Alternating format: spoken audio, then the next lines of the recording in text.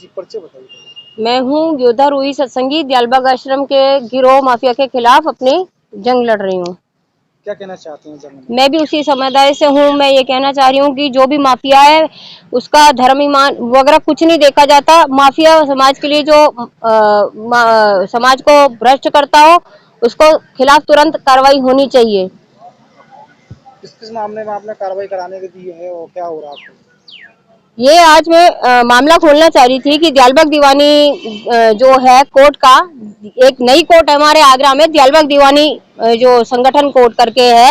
जब हम अपने केसेस यहाँ पे कोर्टों में देते हैं तो किस किस तरह से जज हमारे उसमें कोर्टों में जो है दयालबाग के पक्ष में प्रक्रिया करते हैं कि कोर्ट नंबर 9 में हमारा कहा गया कि पीड़ित ने बयान में समय नहीं बताया 200 के बयान में, जबकि दोनों गवाहों के बयान में समय था, 300 पेज के एविडेंस थे और बयान लेने वाला जज कोई और था, खारिज करने वाला जज कोई और था। रिवीजन में गई, रिवीजन में डीजे साहब उसको कर सकते थे, डिसाइड करने के बजाय 6 महीने अपने पास फाइल रख के उनको याद आता है मेरे पास टाइम नहीं है, बहुत फाइलें हैं, तो नीचे एडीजे पे भेज देते हैं।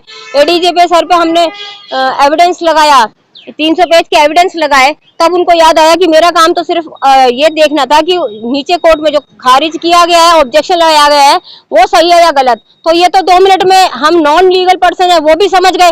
तो इस कोर्ट को सम्मन भेज रहे हैं, पार्टी आ गई है, फिर भी उस पर बेल नहीं चढ़ रही है। ये नीचे कोर्ट का काम होता है, नीचे कोर्ट का काम नीचे छोड़ दीजिए। 4 करोड़ केसेस पेंडिंग चल रहे हैं डिस्ट्रिक्ट कोर्ट पे, ये इसी तरह से लिंगर ऑन किया जाता है। पार्टी आ गई है, ना वो प्रोटेस्ट रिप्लाई डाल रही है, ना उनको अरेस्ट किया जा रहा है, ना वो बेल ले रहे हैं। ये तो नीचे कोर्ट का, ट्रायल कोर्ट का काम है, तो नीचे ट्रायल कोर्ट का काम अब ट्रायल कोर्ट पे छोड़ देते हैं आप। 2 मिनट, 2 दिन में, 2 घंटे में, 2 स्टेटों में डिसाइड हो जाता है, जबकि रिवीजन का जो टाइम है सिर्फ 2-6 महीने होता है। इस पर लिंगर ऑन दयालबाग के केसेस को कैसे किया जाता है। उसके बाद हमारा माताजी का अगवा किया गया था, माताजी को अगवा किया गया था। 156(3) एफआईआर में हमने एविडेंस लगाए कि पुलिस की रिपोर्ट जो है झूठी है। पुलिस ने साफ कह दिया ऐसी कोई रिपोर्ट हम पे नहीं दी गई है, जबकि डायरी नंबर भी चढ़ा हुआ है न्यू आगरा थाने पे और एसएसपी का ट्रैक रिकॉर्ड भी हम दिखा रहे हैं। जज साहब ने उसे भी कंप्लेंट केस में डाल दिया। फिर हम सरकारी वकील मांगते हैं विभाग से, तो वो बोलते हैं कि आपके खिलाफ जो केस है उस पे सरकारी वकील नहीं मिलेगा इतनी आसानी से। आप एफआईआर आपके पर, ये एफआईआर नंबर भी हमने खोला, देखिए एफआईआर नंबर हम एप्लीकेशन में खोल रहे हैं, केस नंबर हम एप्लीकेशन में खोल रहे हैं, फिर भी हमसे ये कहा जा रहा है कि आप पहले साबित कीजिए कि आपकी कोई एफआईआर आपके खिलाफ या आपके खिलाफ कोई केस है, जबकि हम बता रहे हैं यूपी कॉप पे ये एफआईआर चढ़ी हुई है और जज साहब अपने स्टाफ से 2 मिनट में कॉल करके पता भी करवा सकते हैं। कोई केस नंबर झूठा कैसे बता देगा और एफआईआर नंबर झूठा कैसे बता देगा। मुझसे कहा जा रहा है सर्टिफाइड कॉपी जमा करें, ये तो मजाक ही हो गया। फिर जज साहब जो है हमारी मातों का अगवा किया गया, एविडेंस हम दे रहे हैं कि कोर्ट जो पुलिस की रिपोर्ट है झूठी रिपोर्ट है और हमारी माता का जो अगवा है उसके भी पक्ष में हम कितने सारे एविडेंस दे रहे हैं। उन्होंने कंप्लेंट केस बना दिया, टाल दिया, यहाँ पर टाला जा रहा है। अब एडीजे साहब को याद आता है कि मेरा काम तो सिर्फ ऑब्जेक्शन सही या गलत था देखना आ रहा है, जब मैंने 300 पेज के एविडेंस दिए, तो फिर ये 1 साल बाद याद आ रहा है, 1 साल लगा दिया रिवीजन में। तो ये किस तरह से जो है हमारी जो जितने भी केसेस इधर कोर्ट में आते हैं, आगरा दीवानी कोर्ट में, वो दयालबाग दीवानी कोर्ट बन जाते हैं और हमको हमको जितना शोषण क्रिमिनल करता है उससे कहीं ज्यादा शोषण हमारा न्यायपालिका के अंदर हो रहा है।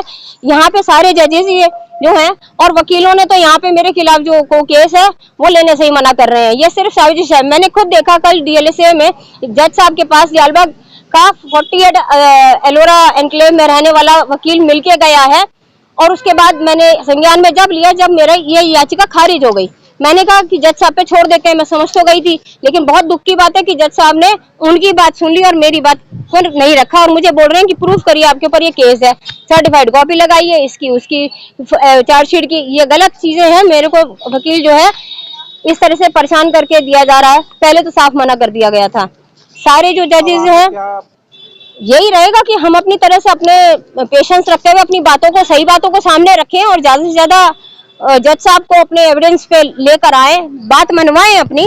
और मैं अपने केसेस में खुद ही लिटिगेट करती हूँ और वकीलों पे भी, अब यहाँ के वकील भी धीरे धीरे दयालबग के पक्ष में ही बोलने लगते हैं, सही चीजें नहीं बताते हैं, टालते हैं। अब बताइए, पार्टियां जब आ गई हैं कोर्ट में तो उनको तुरंत या तो गिरफ्तार करिए या उनको तुरंत बेल लेनी चाहिए, बेल नहीं ले रहे हैं। ये ट्रायल कोर्ट का काम था, जो ट्रायल कोर्ट का काम था मैं भी कह रही हूँ तो वो उन पे छोड़ते। मेरी एप्लीकेशन को अगर आप अप्रूव कर देते या रिजेक्ट कर देते तो हम आगे बढ़ते, जल्दी काम होता।